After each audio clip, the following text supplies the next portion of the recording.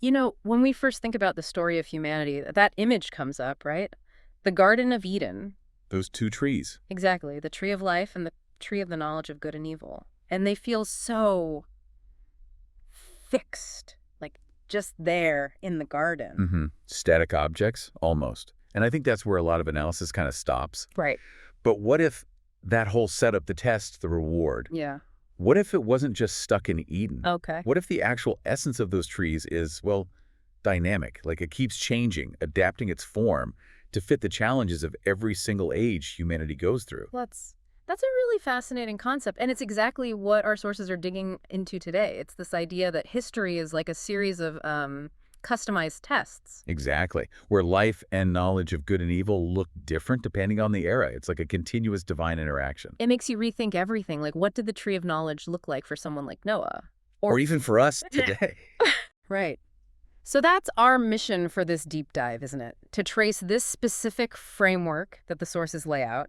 We want to identify how the tree of life and the tree of knowledge showed up, specifically from Adam all the way to the final age. And understand the core spiritual thread that runs through all these changes. And there is a core thread, a constant. That's what holds it all together, according to the material. Despite all the different appearances, maybe it's fruit one time, an ark another, a law. Yeah. The underlying substance, the reality behind it, never actually changes. That's the absolute key. These sources define the ultimate reality of the tree of life as the Son, Jesus. Okay. So submitting to the Son, obeying him in whatever way is required for that specific age, that's how you access the tree of life for that time. And the flip side? The tree of knowledge of good and evil is essentially refusing the Son. It's disobedience, rebellion against his command or his provision for that particular era. So it's like a fixed spiritual principle playing out in a constantly changing historical setting. Precisely. That's the framework we're exploring. Okay, let's really nail down that foundational principle first. We're going beyond just simple right and wrong here. Definitely. We're looking at how obedience, specifically to the Son, plays out in these vastly different contexts. Yeah, and we need to keep that core definition front and center. The ultimate source of life is the Son. So when the challenge changes, maybe it's about food, maybe it's social corruption, maybe political pressure. The underlying test is always, are you prioritizing the Son's direction over whatever the world or your own will is pushing on you? So life comes from obeying the Son. And knowledge, that self-defined good and evil, comes from rejecting him. That's the essential dynamic. Got it. All right.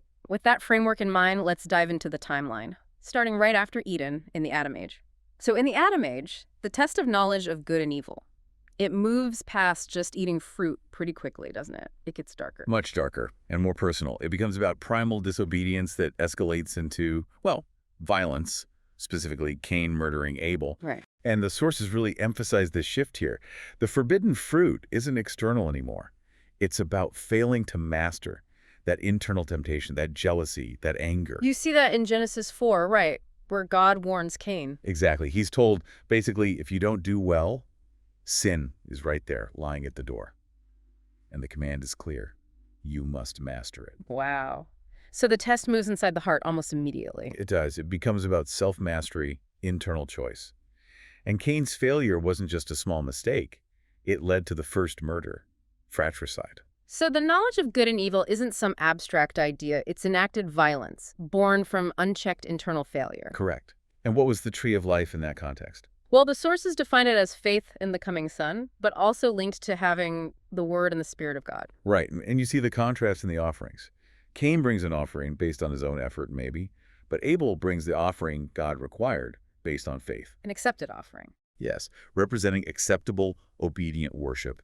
That was the path of life in Adam's age, trusting God's provision, showing loyalty through the right kind of worship, which ultimately pointed towards the Son. So maybe the physical reward was something like animal skins God provided, but the spiritual life came from that true, obedient faith. That seems to be the interpretation presented. Okay, moving forward to the Noah age. The test seems to shift dramatically again. It's not just individual sin, but something systemic, right? Corrupting all of humanity. Yes, the test of knowledge of good and evil here, according to the sources, is that specific intermingling mentioned in Genesis 6, the sons of God marrying the daughters of men. And this wasn't just like a social issue. You know, the material frames it as a fundamental crisis of spiritual integrity. The consequence highlighted is that humanity became flesh, just physical, earthly. Ah, right. God says his spirit won't strive with man forever because he is flesh. Exactly. It implies a loss of that spiritual connection, a deep compromise, and the result. The earth filled with violence, corruption, maybe even these Nephilim figures. So rejecting the son's principle of purity leads to this total breakdown, physical and moral decay of the whole system. When humanity loses its spiritual mooring, it seems to spiral into violence it can't control. That's the fruit of knowledge in that age. Okay, so if that's the deadly knowledge, what was the tree of life for Noah? It had to be about preservation, right? Saving a remnant. It was the ark, but not just as a boat. How so? The sources stress it was the specific, divinely commanded path of obedience. It was the physical form of the tree of life for that generation. God gave incredibly detailed instructions. Go for wood, compartments, pitch inside and out. Right. Each element potentially symbolically, the wood maybe representing humanity, the compartment separation from chaos, the pitch perhaps linked to atonement, sealing them in. Obedience here meant literally stepping into the structure God designed for salvation from that specific judgment. So the ark was the tree of life for that specific time in crisis. Fascinating. Then we get to the Abraham age, and the test shifts again. It moves away from, say, physical corruption towards collective human ambition, like the Tower of Babel. Yes, the test of knowledge of good and evil becomes about institutional defiance, collective self-will. What was the core issue with Babel, according to the sources? It's all about the motive. Right there in Genesis 11, they explicitly say, let us make a name for ourselves and let us build a tower that reaches to the heavens.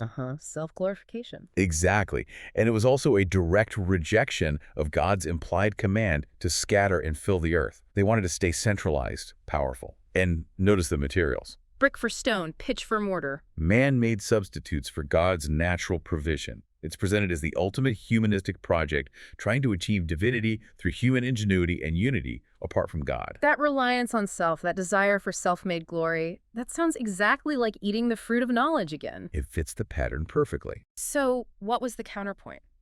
The tree of life for Abraham, who lived during this time but wasn't part of Babel. It was Canaan, the promised land.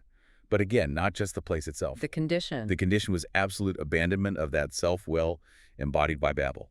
Remember God's command to Abram in Genesis 12, leave everything home, family, security, and go where? To a land God would show him. He didn't even know where he was going. Precisely. No map, no plan, just pure faith in divine direction.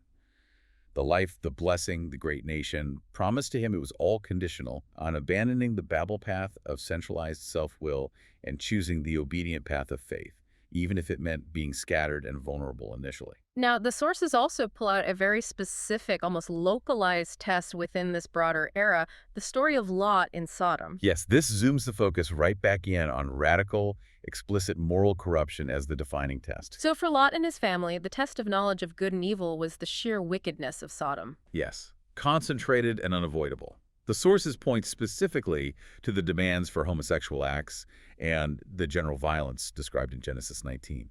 Lot even pleads with the men, calling their intended actions wickedness. It highlights how extreme the situation was. It demanded a choice, a separation. An immediate, localized response. And the tree of life, the path to safety, was just as urgent and specific, wasn't it? Absolutely. It was the command. Flee to the mountain. Don't look back. Don't stop in the plain. Right. Escape for your life. Escape to the mountain, lest you be consumed. The plain represented the condemned world system, the life they had to leave behind. The mountain was the specific, God-appointed place of safety. So the tree of life in that instance required urgent, total separation. No attachments to the world being judged. It sets a precedent, doesn't it? Sometimes survival spiritual life requires immediate physical escape from overwhelming corruption. Okay, we've seen the test evolve from internal struggles to physical preservation, collective ambition, and intense moral corruption. Now we shift into the era of Moses. Things become codified. Yes, the age of the law. And here, the test of knowledge of good and evil becomes much more defined. It's transgression against a detailed, written set of statutes. It's not abstract anymore. Not at all. Ezekiel 18 gives a pretty stark list, doesn't it? Violence, murder, idolatry, adultery, oppression, robbery, usury. The sources frame these specific actions as eating the forbidden fruit of this age. So if the sun is the ultimate source of life, How do the sources position the law itself? Is the law the tree of life now? That's a crucial question. The material presents the law as a necessary, temporary manifestation or guide pointing towards the life found in the Son. It acts like a detailed map showing the righteous behavior the Son requires. Think of it as a protective boundary. And breaking that boundary, transgressing the law. Has an absolute consequence stated right there. His blood shall be upon him, certain death. The transgression is the eating of the forbidden thing, and the outcome is unavoidable in that covenant. So, conversely, the tree of life for the Mosaic Age is the law, but only when it's followed correctly. Exactly. Ezekiel 18 defines that path too. Abstaining from the wicked acts, doing justice, keeping the statutes, being charitable, judging truthfully, walking in truth. If you do these things, He shall surely live. That's the promise. So the law becomes the tangible definition of obedience and the pathway to life for the people under that specific covenant. then we get to the Daniel Age.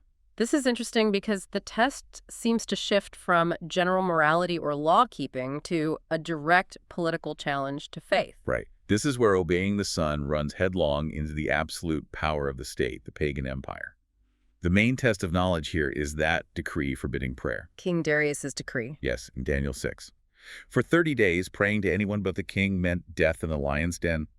The state basically demanded that its authority replace personal devotion to God. Worship itself became an act of treason. Pretty much. The forbidden fruit was submitting your spiritual life to political expediency. So the tree of life, the reward, had to be an act of loyalty that defied that political pressure, even defied death. And that's precisely Daniel's response, isn't it? He just keeps doing what he always did. Knowing the decree was signed. He goes home, opens his windows towards Jerusalem, a very public act, and prays 3 times a day, giving thanks to God, just like before. Yeah. His life was defined by that consistency. So that simple daily act of disobedient worship became his tree of life, showing loyalty to God over man. That's how the sources frame it. And we can't forget the other test in Daniel with his 3 friends. Shadrach, Meshach, and Abednego, the golden image. Yes. For them, the test of knowledge was bowing down to that huge statue. Everyone was commanded, bow or burn in the fiery furnace. A public, unavoidable ritual of allegiance to a false god. Exactly. The state demanded visible, physical conformity. And their tree of life, their path, absolute refusal. And their response is just incredible. They basically tell the king, look, our God can save us. But even if he doesn't, We still won't worship your statue. right, it reveals something critical. The tree of life, obedience to the Son, is valued more than physical survival. True life isn't just staying alive. It's uncompromising loyalty. Okay, now we reach the central moment in history, the pivot point. All those earlier tests, the Ark, the law, escaping Sodom, they were like foreshadowing, weren't they? Leading up to this, now the test becomes the Son himself, right there in the flesh. Which somehow simplifies and intensifies everything at once. Absolutely. The test of knowledge of good and evil gets distilled down to its essence, rejecting or disobeying the Son. John 3.35 is stark about the consequences. Brutally clear. Disobey the Son, you don't see eternal life, you remain under God's wrath. There's no list of rules to follow or a building to hide in anymore. The choice is entirely focused on this divine person. So logically, the tree of life is now definitively and exclusively the Son himself, recognized as God. Yes. John calls him the true light, the Word made flesh, full of grace and truth. The sources emphasize that accepting him, believing in his name, grants the right to become children of God. All the previous tests were practice runs for this ultimate encounter. And all true spiritual life is now channeled directly through relationship with him. The old law, which was the tree of life for Moses' time, is fulfilled and superseded by the living word, the tree of life for all time. Now, the sources move into the book of Revelation, using the 7 churches to show how these tests continue to evolve, but now within the community of believers during the era of the Holy Spirit. Right. These aren't usually external political pressures anymore, but internal spiritual challenges. This section feels crucial because it tracks how spiritual standards can degrade over time and how the tree of life adapts to address very specific internal failings. Exactly.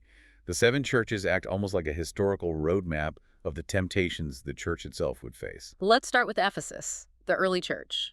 Their problem wasn't lack of work, but lack of heart. Pretty much. Yeah. The test of knowledge for them was losing their first love. They were active, doctrinally sound, they endured, but it became mechanical. And also the deeds of the Nicolaitans. What was that about? The sources connect the Nicolaitans to an internal compromise, a teaching that allowed believers to participate in pagan practices, maybe arguing that spiritual freedom meant moral rules didn't matter as much, compromising purity for cultural acceptance, perhaps. So knowledge here is loveless work and moral compromise.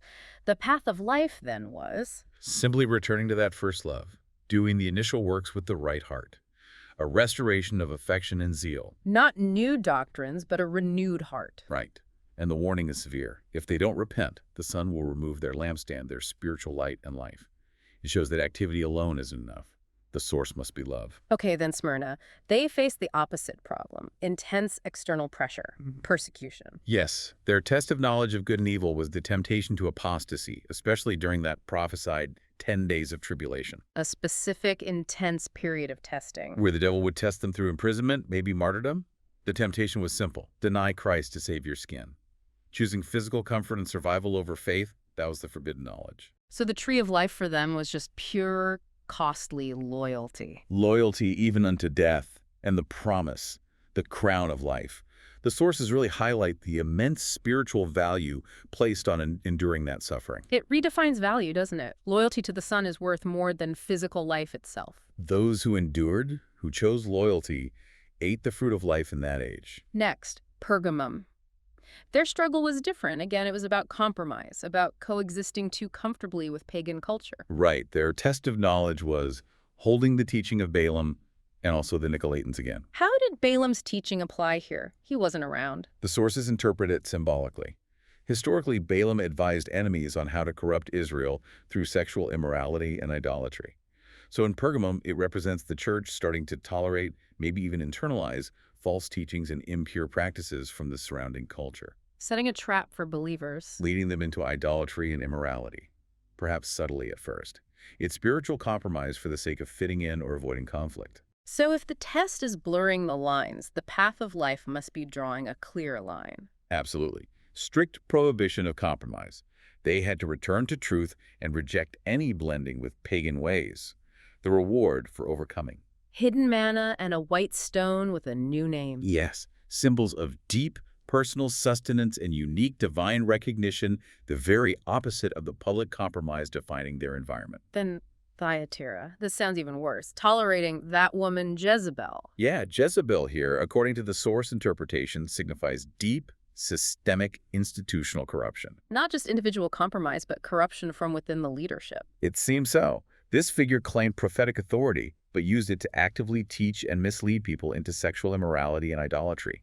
It's false doctrine spreading impurity under the guise of spirituality. A poison within the system. Wow. So the test of knowledge is tolerating, even following this corrupt internal influence. And the tree of life. Strict prohibition, again, no sexual immorality, no idolatry. Purity.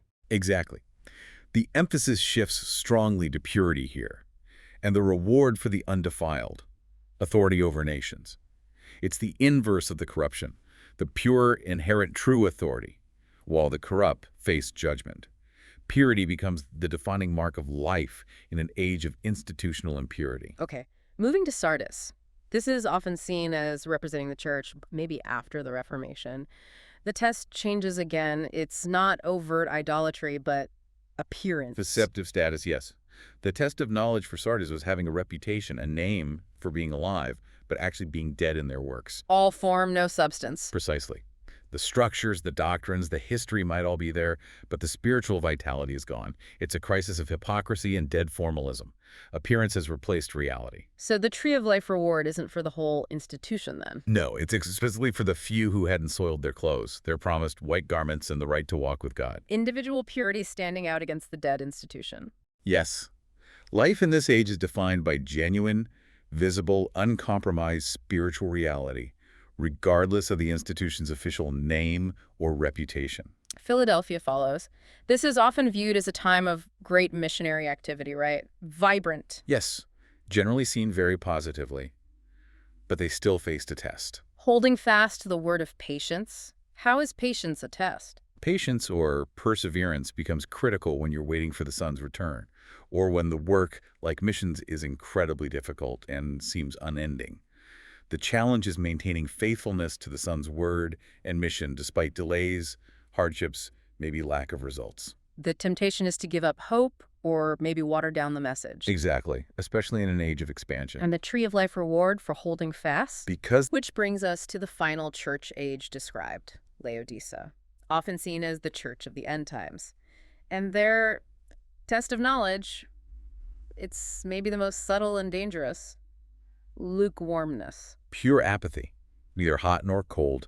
The source material really condemns this state. It's presented as worse than being cold, being an outright opponent. Why worse? Because it's self-deception mixed with indifference. They thought they were rich, successful, needing nothing. But spiritually, they were wretched, pitiful, poor, blind, and naked. And God's reaction is visceral, threatening to vomit them out. Because that state of spiritual complacency, likely rooted in material comfort and self-sufficiency, is nauseating from a divine perspective. It's a complete failure of passion, zeal, and accurate self-assessment. Okay, so if the problem is thinking they're rich but actually being poor, blind, and naked, the tree of life reward has to address those specific lacks. Precisely. The sources say they need to acquire 3 specific things from the Son. First, gold refined in the fire. True spiritual wealth, not material. Second, white clothes, spiritual purity and covering for their shame. And third, eye salve to gain spiritual sight and overcome their blindness. Zeal, purity, insight, the exact antidotes to apathy, self-deception, and materialism. These become the manifestation of the tree of life for the final church age. And that leads us to the ultimate, final test described in the sources. After all these historical stages, moral, political, internal church struggles, the test becomes global, absolute, forcing a choice on everyone. The final test of knowledge of good and evil, the mark of the beast. This sounds all-encompassing. It is. The sources describe needing to worship the beast's image or face death. But critically, there's the mark itself, 666. It's on the hand or forehead. Yes, and its primary function seems to be economic control. No buying or selling without it. It's the ultimate fusion. Economic necessity, political loyalty, and spiritual compromise all rolled into one inescapable system. Rejecting the sun means completely buying into this global system, identifying with it for basic survival. It's the total co-option of identity and livelihood. That's the final fruit of knowledge. And the counter, the ultimate tree of life manifestation. It has to be just as absolute, just as identifying. The final reward is the seal of God and the 144,000 who receive it. An angel sealing God's servants. Where? On their foreheads. The exact same place the mark can go. These 144,000 stand with the Lamb on Mount Zion, marked with the Father's and the Son's name. It's the ultimate countermark. A personal protective sign of absolute loyalty and ownership by God, standing against the mark of economic submission and spiritual death. The final choice is stark. A mark for commerce that leads to death, or a seal for loyalty that leads to life. Wow. It really is stunning when you trace it like that. Looking back over the whole sweep, from Cain's internal struggle to Noah's Ark, Lot's escape, the law, Daniel's defiance, the church's internal battles. Right, all the way to this final global economic and spiritual test. The sheer variety of the forms the test takes is incredible.